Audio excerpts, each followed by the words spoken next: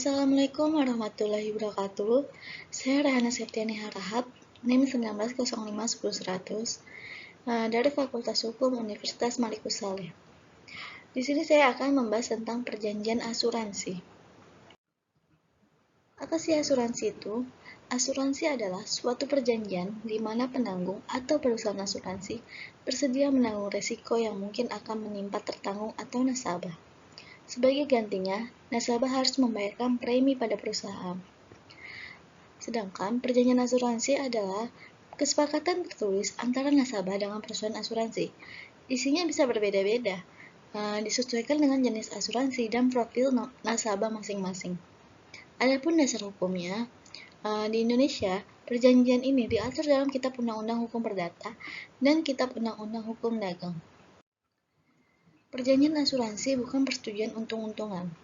Perjanjian pada asuransi bukanlah kesepakatan yang memperhitungkan keuntungan. Alasannya karena, pertama, resiko atau kerugian yang dialami objek pertanggungan diimbangi oleh premi yang dibayarkan. Dengan demikian, premi ini adalah penggantian kerugian. Kedua, kepentingan syarat mutlak. Ketiga, kalaupun ada gugatan yang diajukan, baik dari pihak penanggung maupun tertanggung, diselesaikan melalui pengadilan. Keempat, adanya suatu akibat hukum dari kontrak tersebut. Syarat sah perjanjian asuransi itu ada 4. Yang pertama, sepakat mereka yang mengikatkan diri. Kedua, cakap untuk membuat suatu perikatan. Ketiga, mengenai suatu hal tertentu. Keempat, suatu sebab yang halal. Batasan perjanjian asuransi itu ada 3. Yang pertama, perjanjian pergantian kerugian. Penanggung mengikatkan diri untuk menggantikan kerugian yang dialami pihak tertanggung. Adapun kerugian yang diganti tersebut seimbang dengan kerugian yang sungguh-sungguh diderita atau prinsip indemnitas. Yang kedua, perjanjian bersyarat. Berkewajiban penanggung mengganti kerugian yang dialami tertanggung hanya akan dilakukan apabila syarat-syarat yang ditentukan dalam perjanjian dipenuhi. Ketiga, perjanjian kerugian.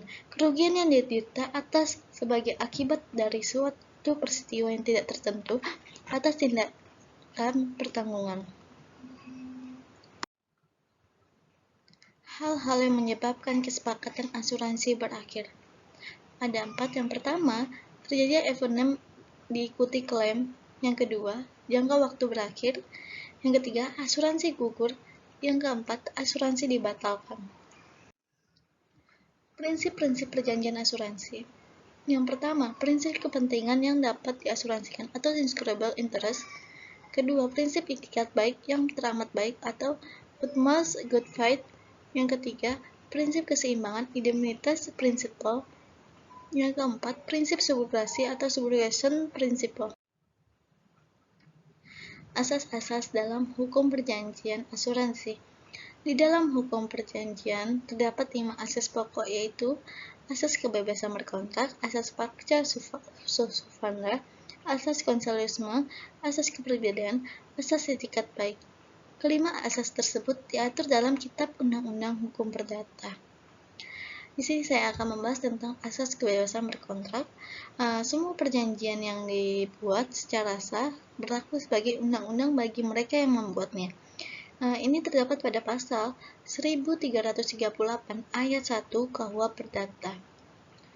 Yang kedua, asas pasca suvanda, yang ini asas yang berhubungan dengan akibat hukum.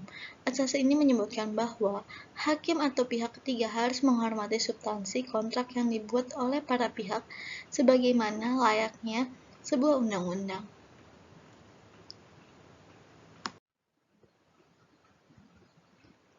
Yang ketiga, asas konsensualisme.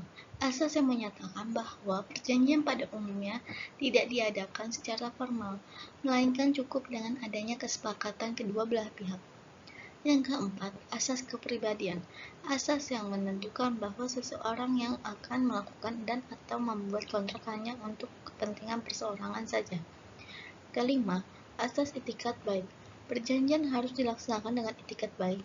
Pada pasal 1338 ayat 3, asas bahwa para pihak, yaitu pihak kreditur dan debitur, harus melaksanakan substansi kontrak berdasarkan kepercayaan atau keyakinan yang teguh maupun kemauan baik dari para pihak. Prinsip-prinsip dalam perjanjian asuransi ada 6. Yang pertama, inscrutable interest. Prinsip inscrutable interest adalah hak untuk mengasuransikan yang dilakukan karena adanya hubungan atau kepentingan. Kepentingan untuk berasuransi tersebut antara tertanggung dan yang diasuransikan. Yang kedua, utmost good faith. Prinsip asuransi satu ini disebut pula sebagai itikat baik. Jadi, perjanjian yang akan dibuat harus didasarkan pada fakta-fakta dan tentu saja harus jujur. Jadi, calon tertanggung harus menyampaikan kondisi yang lengkap dan akurat. Yang ketiga, proximate cause. Proximate cause secara sederhana adalah penyebab utama paling awal. Prinsip ini sangat diperlukan karena dalam asuransi terdapat kesulitan untuk tentukan penyebab utamanya. Contohnya, dalam satu kejadian terjadi peristiwa berturut-turut yang menyebabkan kerugian.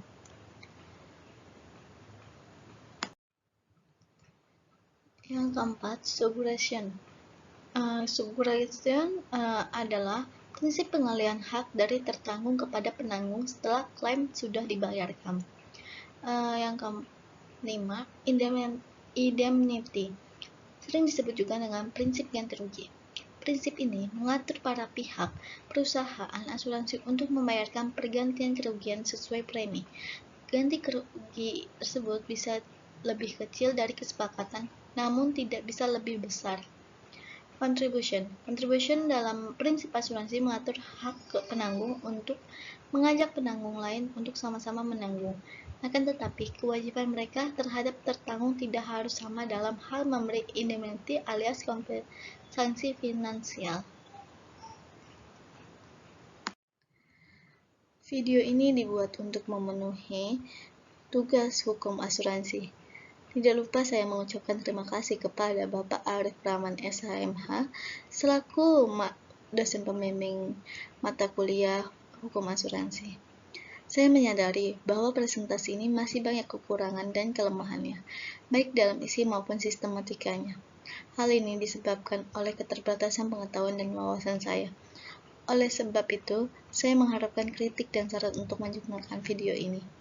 Sekian dari saya. Kurang lebihnya mohon maaf. Wassalamualaikum warahmatullahi wabarakatuh.